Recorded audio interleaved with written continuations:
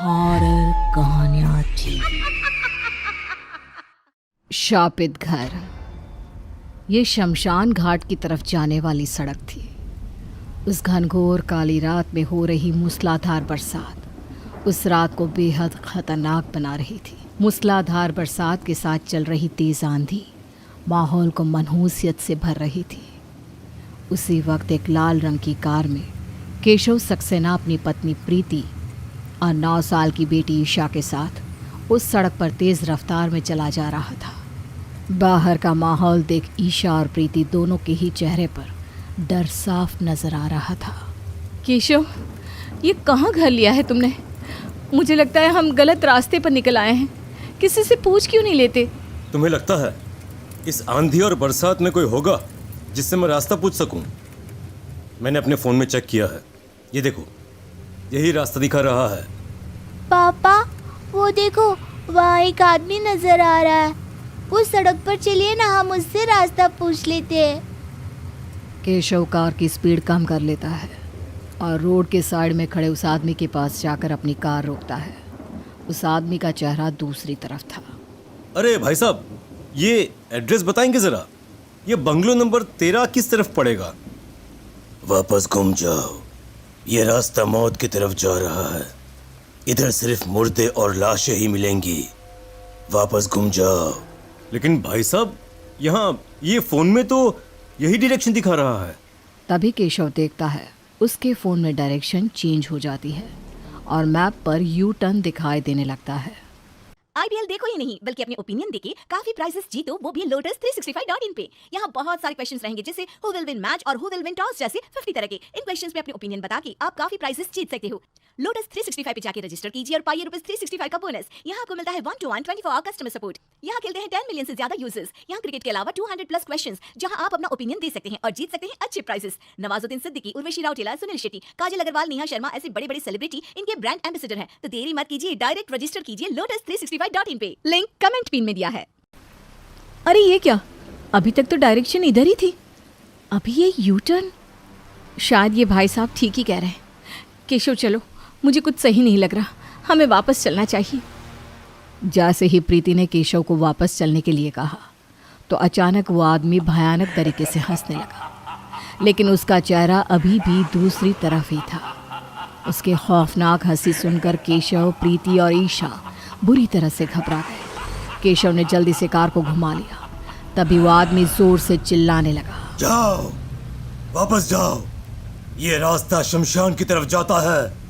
इधर मौत है, सिर्फ मौत।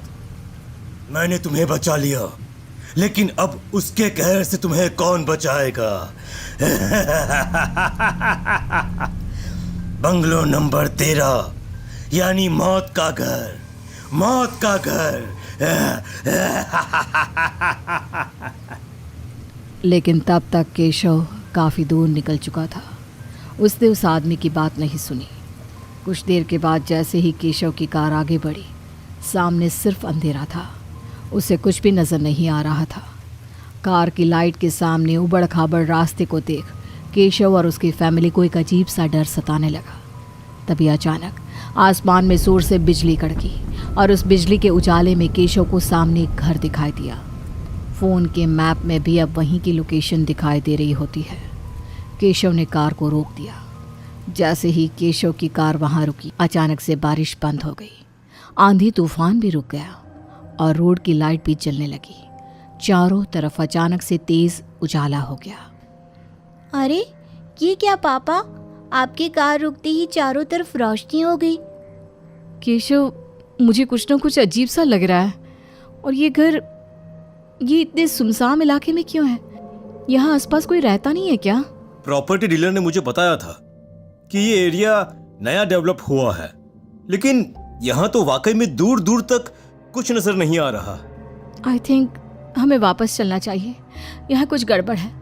हम एक रात किसी होटल में रह लेंगे। यहाँ नए शहर में आते ही सब कुछ अजीब अजीब सा हो रहा है। नहीं प्रीति, तुम डरो मत, मैं हूं ना। और अब इतनी रात में कोई होटल भी तो नहीं मिलेगा। डरते हुए प्रीति केशव और ईशा के साथ घर के अंदर जाती है। वो देखते हैं कि घर पूरी तरह से सजा हुआ है। सारा सामान अपनी जगह पर इस तरह व्यवस्थित था जैसे वहाँ कोई रहता हो।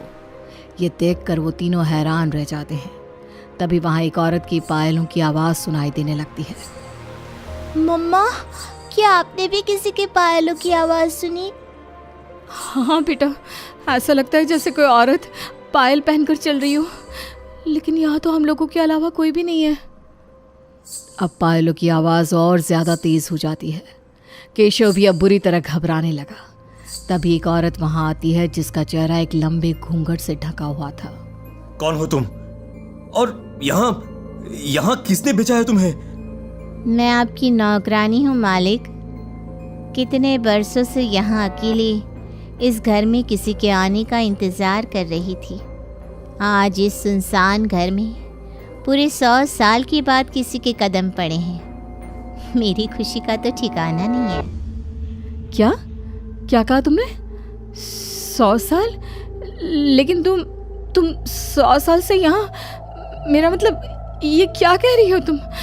केशव चलो यहाँ से, मुझे बहुत डर लग रहा है। तभी वो औरत अपने चेहरे से घूंघट हटा देती है। उसके जले हुए चेहरे पर कीड़े बिलबिला रहे होते हैं। मांस के लौथड़े निकल निकल कर बाहर आ रहे होते हैं।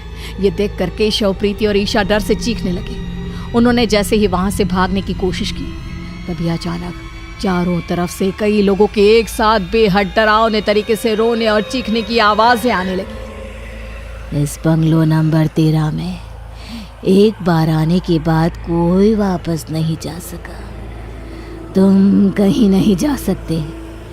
ये घर शापित है, इसे मुक्ति चाहिए, और वो मुक्ति तुम तीनों के खून की बलि से मिलेगी। नहीं नहीं नहीं, छोड़ दो हमें, छोड़ दो। हमने तुम्हारा क्या बिगाड़ा है? छोड़ दो हमें। अब वो पूरा घर लाशों से भर जाता है। चारों तरफ घायल और सड़ी हुई लाशें नजर आने लगती है। कौन है ये लोग, और तुम हमसे क्या चाहती हो? ये सब वो लोग हैं जो इस बंगलों में रहना चाहते थे, लेकिन कभी बंगलों के अंदर तक नहीं आए। कोई इस सुनसान सड़क से, तो कोई इस बंगलों के दरवाजे से ही वापस लौट गया। लेकिन तुम लोग अंदर आ गए, तो अब तुम्हारा खून मुझे मुक्ति देगा, और उसके बाद ही ये बंगला और इसके आसपास का 5 किलोमीटर का पूरा एरिया श्राप मुक्त होगा।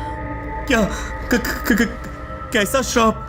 यहाँ झोपड़ी बनाकर रहती थी मैं अपने परिवार के साथ। मेरे 3 छोटे बच्चे थे, लेकिन उस सेठ ने यहाँ पर यह बंगला बनाने के लिए मेरी झोपड़ी में आग लगा दी। मैं और मेरे बच्चे उसमें जलकर मर गए। लेकिन एक माँ हूं ना, अपने बच्चों की मुक्ति के लिए भटक रही हूँ।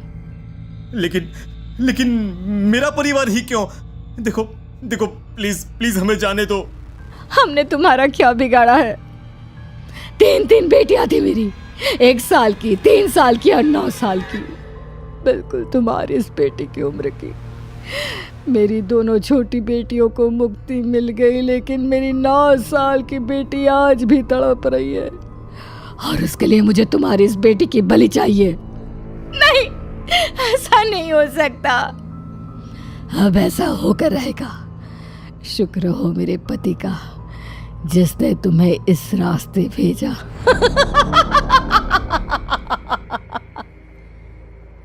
और इसी के साथ देखते ही देखते वो औरत उन तीनों के शरीर के टुकड़े कर देती है।